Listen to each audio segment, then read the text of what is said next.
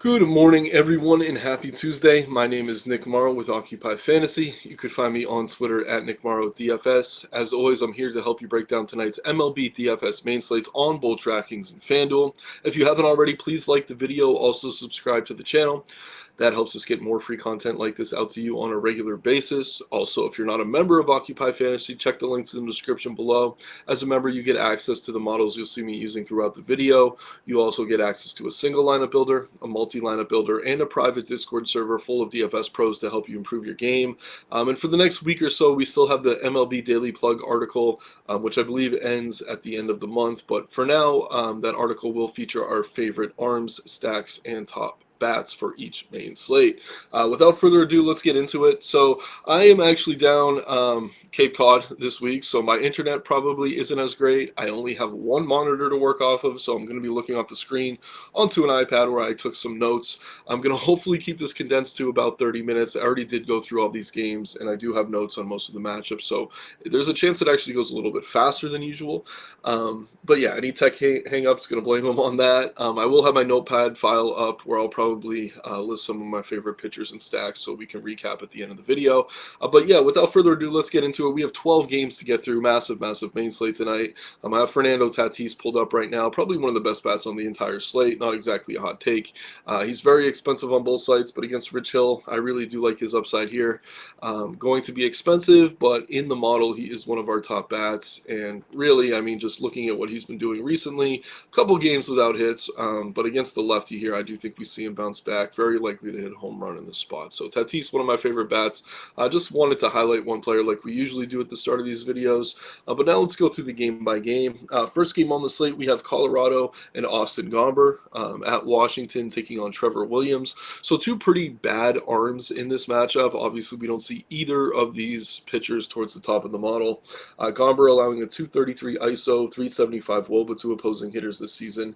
Trevor Williams allowing a 216 ISO, 357 WOBA, so no surprise that we're not all that interested in either of them. The Nationals do have a 5+ implied team total here, but I don't know that I can call them a priority on a 12-game slate. There's just so many good stack options.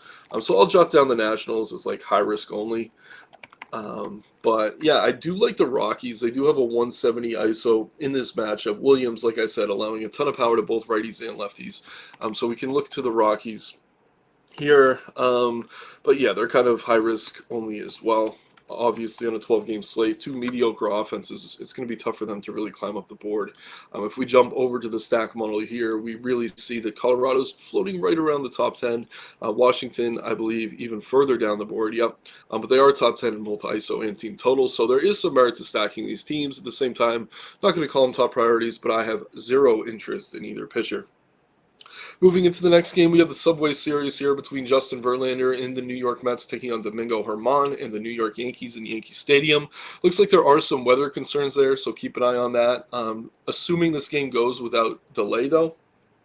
Verlander, he has actually looked a bit better of late. His K rate is down to around 21% this season, but he has struck out 6+ in back-to-back starts. Does seem to be controlling the ball better, is pitching deeper into games, so all good signs for Justin Verlander and Mets fans. He is sub 10K on both sides tonight, not drawing a ton of ownership over on FanDuel. Pretty popular on DK, unsurprisingly.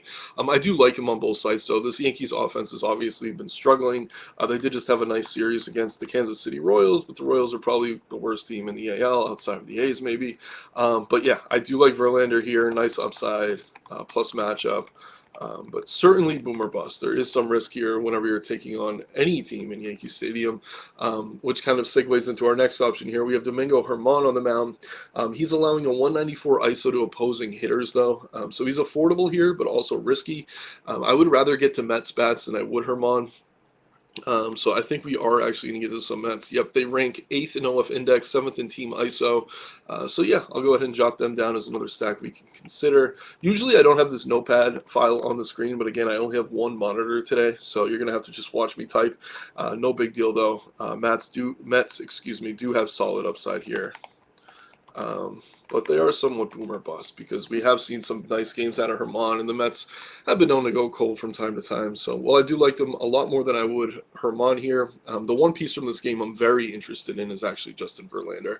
But we could move to the next game now. We have Charlie Morton and the Atlanta Braves taking on Nick Pivetta and the Boston Red Sox. So Pivetta isn't going to be listed as the official starter, but he is expected to receive the bulk of the work here. Very cheap on both sides, 6,600 on DK, 7,700 over on FanDuel. But the issue is the matchup. He's taking on a Braves offense that ranks as one of the best in all of baseball. And yeah, let's see here. Braves actually rank second in OF Index, jumping over to the stack page, third in team ISO. You got to favor the lefties against Pivetta. He's much worse against left-handed hitters. So guys like Olsen and Albies are going to stand out, but I would much rather get the Braves here than Nick Pivetta. I know Pivetta has been pretty solid lately, especially at low ownership coming in after the opener, but this is just a terrible matchup. So favor left-handed hitters versus Pivetta, but I do really like the Braves here. On the other side of things, we have Charlie Morton on the mound for the Braves, 3.9 xFIP, not bad, 25% K rate, pretty high risk as compared to other options in that price range. No ownership really going to him. Not a great stadium to be pitching in, not a great lineup to be pitching against, but I will just jot him down as kind of a high risk option. Obviously, Morton does have a high ceiling, so high risk, boom bust type play. But I don't mind Morton here versus the Red Sox. Not crazy about him, not rushing to get to him, and the model agrees with that. Not really rating all that highly, but when you can get a high ceiling at low ownership like that, there is some merit to playing him in larger field tournaments. But yeah, the Braves are really the prize from that one. Definitely favor the left-handed hitters. Moving into another game where we're going to get some hitters, we have Zach Greinke on the mound for the Kansas City Royals, taking on Aaron Savale and the Cleveland Guardians. So Greinke, 226 ISO allowed to lefties this season, 398 WOBA. So when it comes to facing left-handed hitters, he's been mostly terrible. So it should really come as no surprise if we see Cleveland towards the top of the model. Unfortunately, they're not. I do expect we see them climb a bit throughout the day, but if they kind of sit where they are right now, maybe at high ownership, you get away from them. For me personally, though, I am hoping to see them climb in OF Index once the lineup's out, and I expect it's lefty heavy. Maybe that ISO climbs as well. But for now, they are still top 5 in team total. We see over 5.5 run total for them there. But guys like Ramirez, Naylor, Josh Bell, who's a switch hitter, I mean, any of the lefties in that order are going to look good. And yeah, Greinke, just an arm that pitches to contact, doesn't really get a lot of strikeouts, so we have no real interest in him as a pitcher. But I'm definitely going to list the Guardians here as a stack to consider. Oops. Guardians, and they are boomer bust, favor left-handed hitters. On the other side, we have Aaron Savale on the mound for Cleveland. Only 7,200 on DK, really like that price. Low K rate, but great matchup here against the Kansas City Royals. Royals bats are cheap with some upside, not really a stack I'm looking to get to at all. I would actually consider Savale over on DK where he is 7,200, so I'll go ahead and write him down. But yeah, the price on FanDuel, he's up mid-9s. I don't really think I want to get to him over there. There's a ton of good pitchers in that range, which all have higher K upside. So limited K upside, but good on DK. Only 7,200. So just taking notes on that one. But really, if there's anything from this game I really like, it's probably just a couple of those Cleveland bats and guys like Jose Ramirez or Josh Naylor. But we can move into the next game now. We have a solid pitching matchup between George Kirby and the Seattle Mariners taking on Pablo Lopez and the Minnesota Twins. So we have the pitcher model here in the background. We have Lopez listed 3rd in OF Index. Not really surprised to see that. George Kirby a little bit lower. Kirby, not a very high K rate, but the Twins strike out nearly 27% of the time against right-handed pitching. He's allowing just a 288 WOBA to opposing hitters this season. So Kirby, not a ton of K upside, but he's done an excellent job limiting damage. So in matchups like this one where you're going to get those K outlier games, I do think there is merit to rostering him. Then on the other side, I do like Pablo Lopez as well. 30% K rate for him. Mariners have a 26% against right-handed pitching. He's going to be excellent everywhere, so we'll get to a lot of Pablo Lopez here. I also like George Kirby at lower ownership. I'm going to go ahead and write both of them down. George Kirby, solid high-risk play. And then I think Pablo Lopez you can actually play anywhere. Great matchup. Big upside for Seattle. So, yeah, and those offenses aren't terrible. Don't get me wrong; they do have some pop. But when you get that kind of K upside, you are chasing those ceiling games. So they're both excellent tournament plays. And honestly, Lopez's Ks have been so consistent lately that I would actually consider him in lower risk cash type formats as well. Moving into the next game here, we have Owen White on the mound for the Texas Rangers taking on JP France and the Houston Astros. So Owen White, not an arm I'm really interested in. Young arm, lowest OF index rating on the entire board here. And off that alone, I think we're probably going to get to some Astros. But White, mediocre in AAA, seems to be on a short leash at the major league level. Don't need to dig too deeply into that one. On the other side, we have JP France. He's been long overdue for regression. We haven't seen it. He just keeps putting up good numbers. He has some inconsistency issues, but I don't know. In certain matchups, I would get to him, but against the Rangers here, I really just don't have much interest. This Rangers offense has been one of the best in the American League. I do respect France enough not to want to prioritize these Rangers bats, but at the same time, I just really can't recommend them on a large slate like this one. As for the Astros bats against White, I think they're fine. I'll go ahead and jot them down as a high-risk option, but I wouldn't call them a top priority, really, just against White, because if White's chased early, they're going to be dealing with bullpen matchups. And this Astros offense hasn't really been good enough to play those types of spots. So I do like the Astros here, but they're high risk. Very much boomer bust versus Tex. But yeah, that's really all from that game I'm interested in. Moving into the next game here, another good pitching matchup between Andrew Abbott and the Cincinnati Reds taking on Corbin Burnes and the Milwaukee Brewers. So divisional game here, pretty high total when you consider who's on the mound. Andrew Abbott, 26% K rate this season. Brewers, 24% K rate versus left-handed pitching, showing a 1.38 K per inning pitch. So obviously great upside for Abbott. No real surprise that he is popping as one of the top arms in the model. And when we look here, the only guy above him is Corbin Burnes, who he's pitching against. So Burnes, 4 straight quality starts, back-to-back 10K outings. He's been outstanding. Obviously not a great matchup here against Cincinnati, but at the same time, just in his current form, he's pretty much outstanding. And I mean, the Brewers suddenly have become one of the bigger favorites on the board, and I think the big reason for that is Corbin Burnes and his recent success. So these are two of my favorite arms on the slate. Burnes going to be more popular, but likely safer as well. So Burnes versus Sin, excellent everywhere. And then we have Abbott's for the Cincinnati Reds. Looks good here against Milwaukee, who strikes out a lot. So I actually think the matchup's better for Abbott, but Burnes, like I said, has been more consistent. So he's pretty much solid everywhere. Obviously, some risk. We have seen those 4 games. But yeah, I think we see a pitcher duel here in Milwaukee tonight. Love both arms in that one. Not really interested in the bats. Next game on the slate, we have the Battle of Chicago. Kyle Hendricks on the mound for the Cubs, taking on Michael Kopech and the Chicago White Sox. So Hendricks has been limiting damage, only at 16% K rate though. So while he has been decent and good enough for me to not want to get to White Sox bats here, really not enough K upside for me to want to roster him either. 6,800 on DK is tempting. I don't think it's insane if you get to him there, but for me, I don't even want to list him. I just would rather chase upside in other spots. Kopech, very inconsistent. He had a nice little run heading into the All-Star break, but he's been struggling ever since, allowing a 222 ISO to opposing hitters. The Cubs, not the best offense right now, but they do have enough pop. Guys like Cody Bellinger look excellent here. Christopher Morel, depending on where he's batting in the order, is a solid option. So, yeah, like some Cubs bats. Not really rushing to get to them here, though, but they do have upside versus Kopech, so they're a good high-risk option. And just going to check where they're at in the stack model. I don't think they're too high up. Yeah, just floating around the top 10. So it's not an insane play to maybe get to them. But again, I would defer to the model before anything we're saying in this first look video come lock. Moving into the next game here, we have Rich Hill and the Pittsburgh Pirates taking on Blake Snell and the San Diego Padres. No surprise, the Padres are one of the biggest favorites on the slate. Snell struggled a bit last time out, a little bit inconsistent over his past few, but still one of the higher upside arms on the entire board. 10K over on DK, 11K over on FanDuel. Pretty expensive, drawing a lot of ownership on DraftKings. Not a lot over on FanDuel, though. But yeah, 31.4% K rate. Pirates haven't been very good against left-handed pitching. So for me, Blake Snell is an excellent arm. I would consider him to be in that top tier with guys like Burnes and Abbott.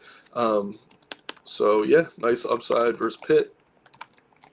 And then on the other side, Rich Hill, really no interest in him at all. I think we have to get to the Padres as a top stack. I mentioned Fernando Tatis at the start of the video.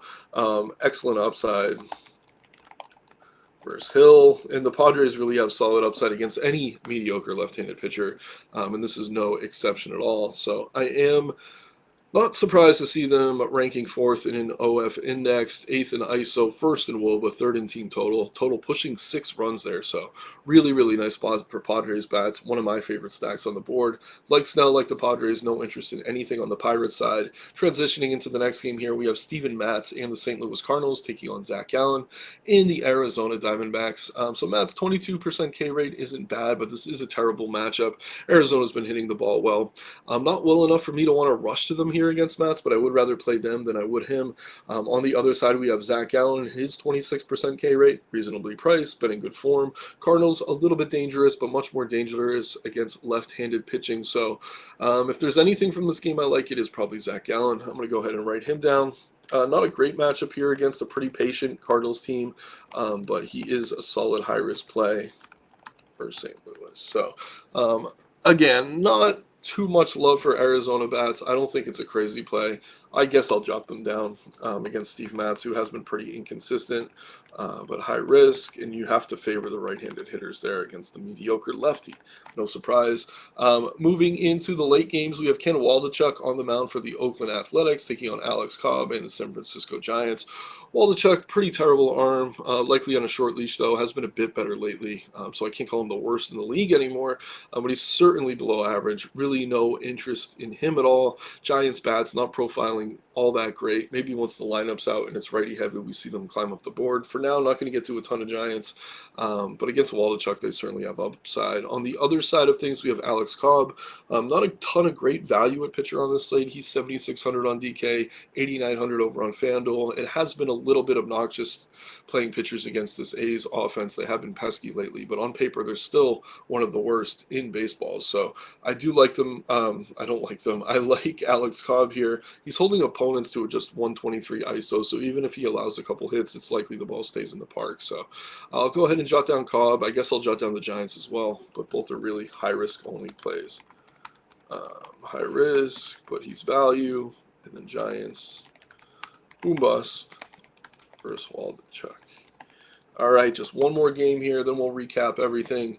We have Chris Bassett on the mound for the Toronto Blue Jays, taking on Julio Urias and the Los Angeles Dodgers. So Bassett's in decent form, but he's terrible against lefties, and the Dodgers happen to have a lot of good lefties in their lineup. So we're seeing the Dodgers as the top stack on the board in terms of OF index, number 1 in ISO as well. Nice 191 there, ranking pretty well in team total with the implied total over 5 runs. So Bassett's no slouch, but he has been against lefties. Like I said, allowing a 258 ISO to left-handed hitters. So guys like Freeman, Muncy, Peralta, Hayward, if they're in there, all going to look excellent in this spot. Definitely like Dodger stacks here. Really don't have any interest in Chris Bassett. But make sure you're favoring the left-handed hitters. There are guys like Mookie Betts and Will Smith who are essentially matchup proof, though, so don't be afraid to play the righties, especially if we're going to get them at lower ownership. On the other side, we have Julio Urias, just a 23% K rate this season. He has been a little bit better lately. I don't mind him here, but at the same time, there's just a ton of pitchers in that price range. So just an 8.6 OF index rating. We're seeing him sub 5% owned. I think that's about right. Like, I'm really not rushing to play anyone against Toronto, especially Urias, who hasn't been missing as many bats this season as he has in years past. So decent game environment there, but we really like the Dodgers bats more than anything else. So all right, we could pull up the notepad files now, starting with pitchers. Just quick recap. Corbin Burns versus Cincinnati. He's in quality form. He's excellent everywhere. Abbott on the other side in that same game. Good matchup. A little bit riskier, more inconsistent is the young arm, but I do like him in all formats as well. Blake Snell looks good here. Nice upside versus Pittsburgh. Verlander, it seems he may have finally turned a corner. Decent spot here against the Yankees. Obviously not a great ballpark, so he's kind of boomer bust, but I do like his upside. Charlie Morton, tough matchup against the Red Sox. He has upside at low ownership. Savali, I like him on DK where he's only 7,200. But again, low K arm, not a ton of upside for high-risk tournaments. George Kirby looks good here. He's boomer bust. Pablo Lopez looks really solid here against Seattle, who has been striking out a ton lately. He's a good play in all formats. I like Zach Gallen in spite of the tough matchup against St. Louis. And then Alex Cobb, as we just talked about, decent value play, certainly high risk though. Clicking over to the stacks now, a lot of good stacks on this slate. The Dodgers versus Bassett, we got to favor the lefties, but they look exceptional. Rockies, high risk only play, really not rushing to get to them, but Trevor Williams has been bad. The Padres against Rich Hill looks good. Braves against Pavetta, definitely favor the lefties in that spot. Pavetta, pretty severe splits. Nationals, I like as a high-risk only play against Garber. Garber has been decent on the road. But this Nationals team likely to go very low-owned, and they are very cheap. Works well as a secondary stack, especially on FanDuel, where you could have 4-4s. Mets look decent here. They're kind of boomer bust against Herman. Guardians, I like their upside against Greinke. Definitely favor the lefties. I wrote them down as boomer bust, but I do like them. I just wish the model would kind of agree with me more on that one before I got too bullish. Then the Astros are fine in a high-risk spot. Cubs look good against Kopech. D-backs, fine. Definitely favor the right-handed hitters against Steven Matz in that spot. And then the Giants, some pinch hit risk in those righty bats at the top of the order. But against Waldichuk, they do have solid upside. So once again, my name is Nick Marro with Occupy Fantasy. I appreciate everyone tuning in. Please like the video, subscribe to the channel, check the links in the description below, sign up to Occupy Fantasy today. Have some fun tonight. Take care. Let's make some money.